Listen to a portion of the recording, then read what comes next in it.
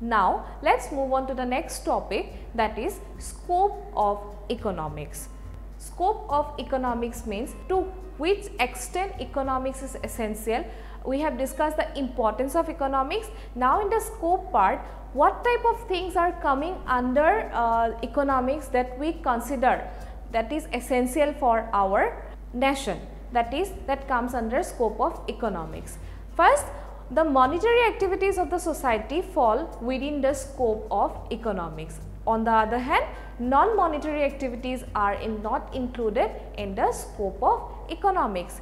See, monetary and non-monetary activities. Monetary activities are those activities against which some remunerations are going to be paid. Some remunerations are there, and these activities has an impact on the national income accumulation of a country.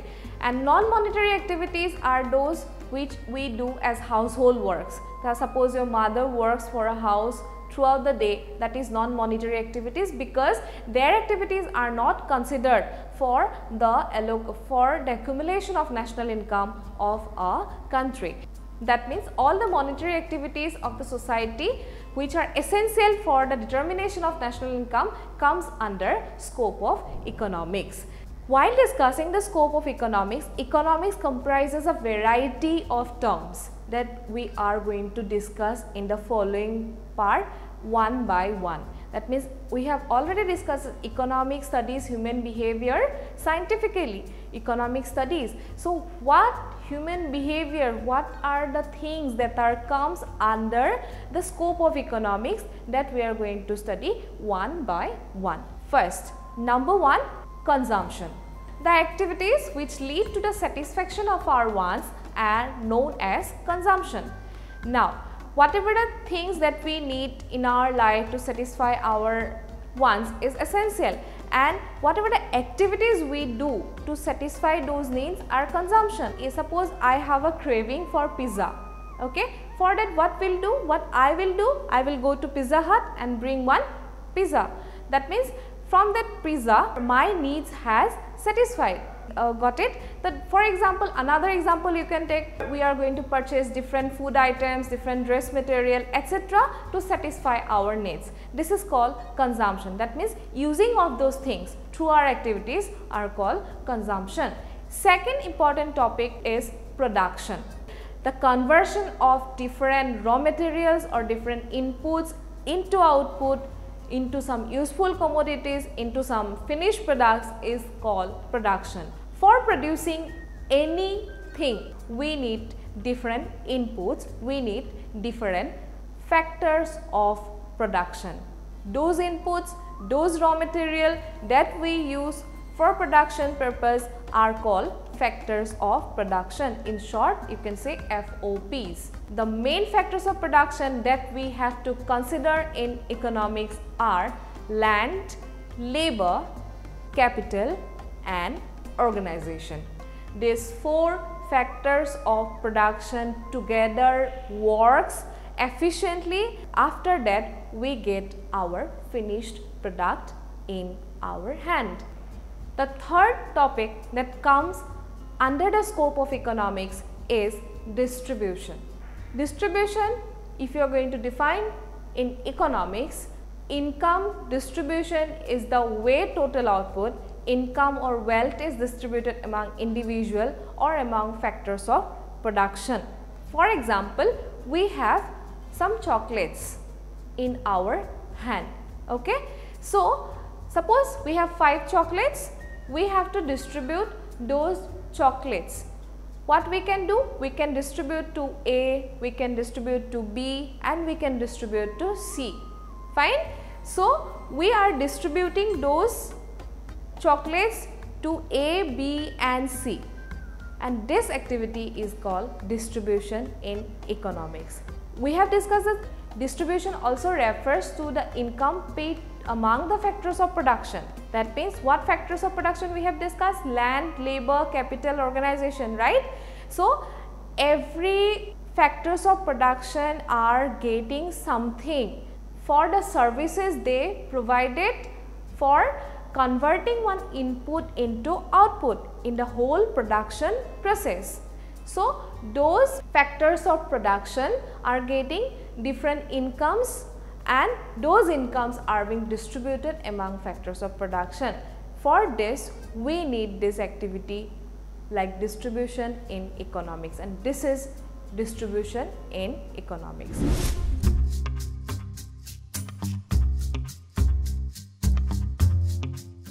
Now we will learn about the erosional activity of a river.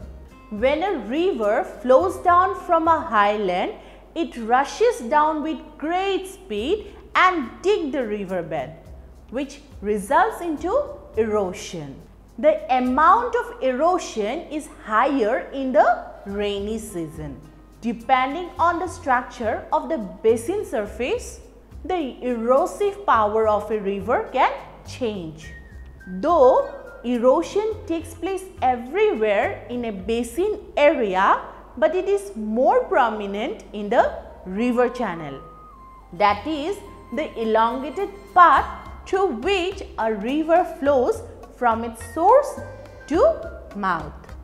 In this picture, you can see the river channel of the Brahmaputra river. The main factors upon which the erosion of a river depends are the geological structure of the channel and the erosive capacity of water. Materials like sand, boulders, pebbles, etc. are carried by the river, get exposed to water action and gets eroded and transported by the river. This action is known as hydraulic action. When a river enters a plain area, its erosional capacity decreases. The velocity of flow of a river decreases in the plain region in comparison to the mountainous region. The river starts to deposit the sediments it carried along with it when flowing through the mountainous region.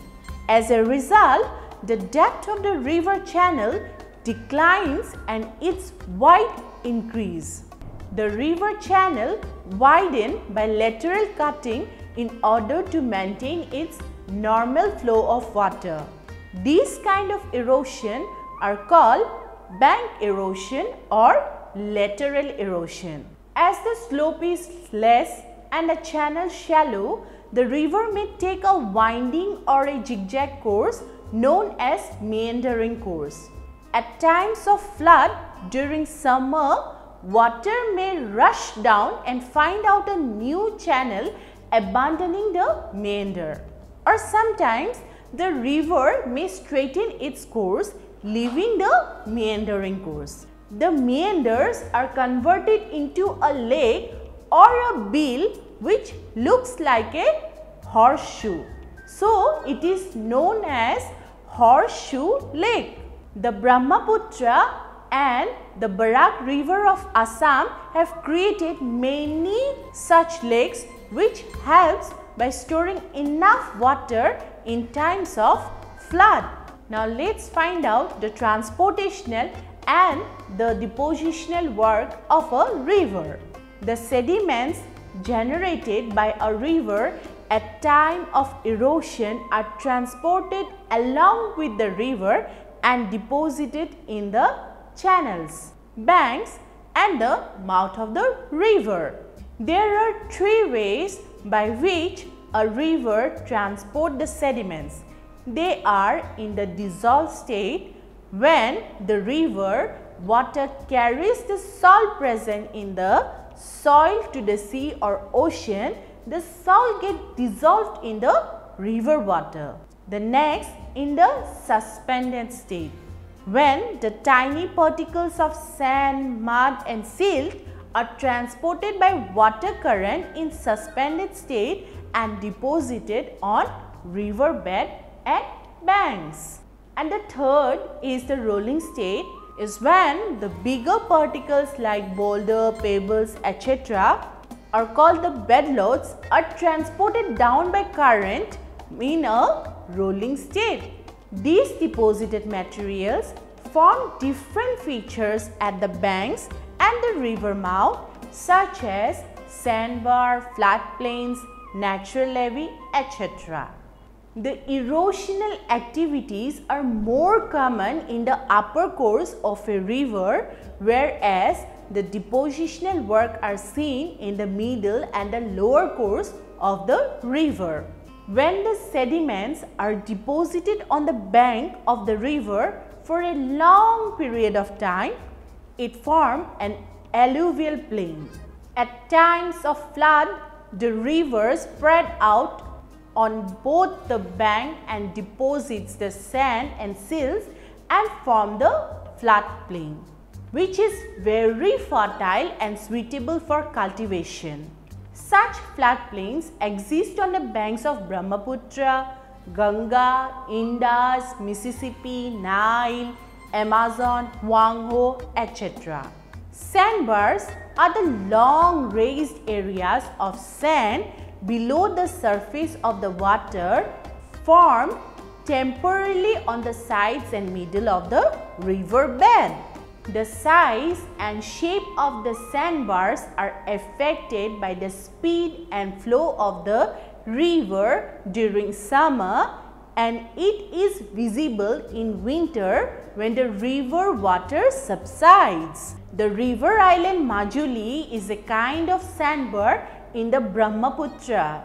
There are many sandbars in the Brahmaputra river. Sometimes a kind of embankment is formed by some large sands, boulders and pebbles which are deposited near the channel. Such embankments are called natural levee. As the river meets the sea, the current is almost halted. The silt carried by the river water is therefore deposited at the mouth. In the course of time, the deposited silt forms a triangular island at the mouth of the river which resemble the English letter D and are known as delta. The Sundarban delta formed by the Ganga and the river Brahmaputra and the deltas formed by the Nile and the Mississippi are the most famous deltas of the world.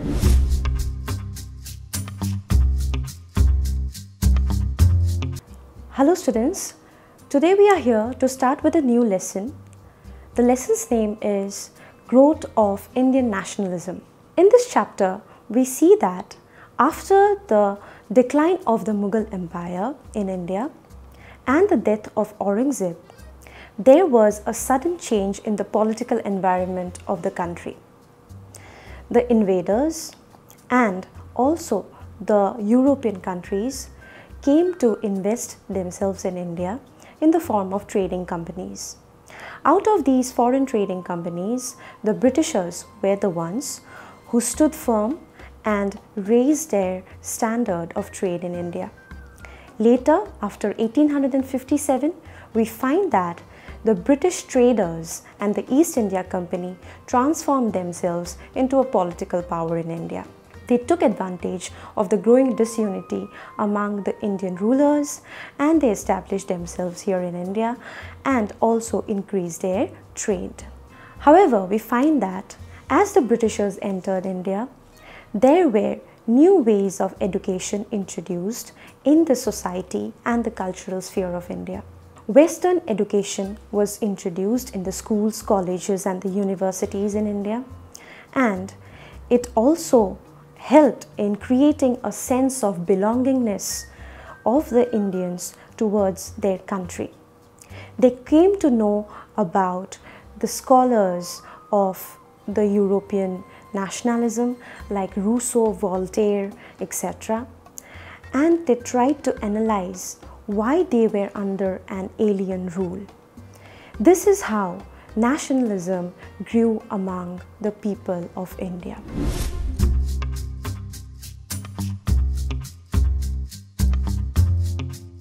Hello students, welcome to our today's class. Today we are going to discuss chapter 1 from your political science, that is political parties. Students, here we are going to cover the following topics. First, we'll cover political party and its importance and its role. Secondly, we'll go through political parties of India and different regional parties. Third point that we are going to cover is role of regional parties.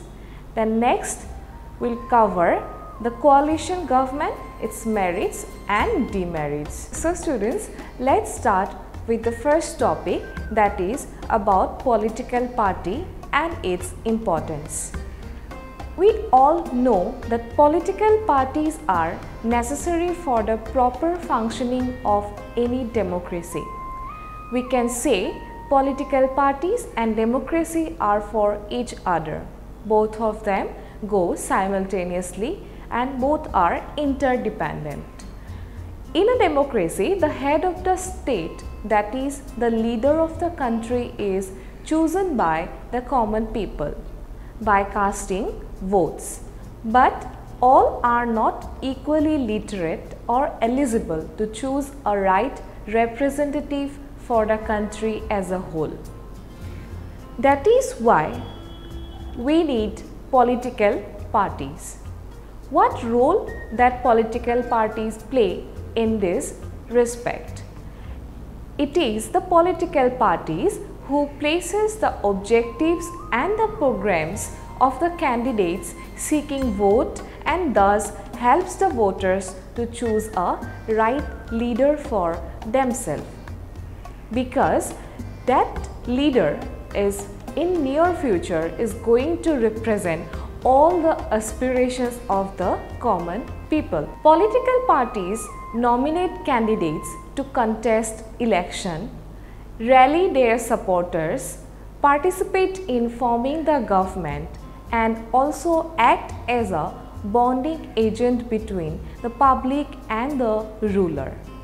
Here, it should be noted that political parties are an organization. Okay, political parties are organization and government is an institution. That means under this organization, that institution works smoothly. Now, party system is common in every democracy. But in some democratic country, there may be one party system, somewhere there may be bi-party system. And somewhere we may get multi-party system also. But what is those one-party system, bi-party system and multi-party system? Let's have a look at them. See, one party, the name itself suggests that there will be only one political party in one region or in one particular country. Same way, bi-party system refers to the existence of two political parties and multi-party system refers to the existence of more than two political parties in a region or in a country. If we take the examples, then we will get the China. If we take the example of China, China has only one political party, that is the Communist Party, that contests election. In countries like USA and England, bi-party system is prevailed. And in India, Pakistan, Bangladesh, etc., we have political parties which are made of multi-parties. Just keep in mind all those examples that we have got about one-party system, bi-party system and multi-party system.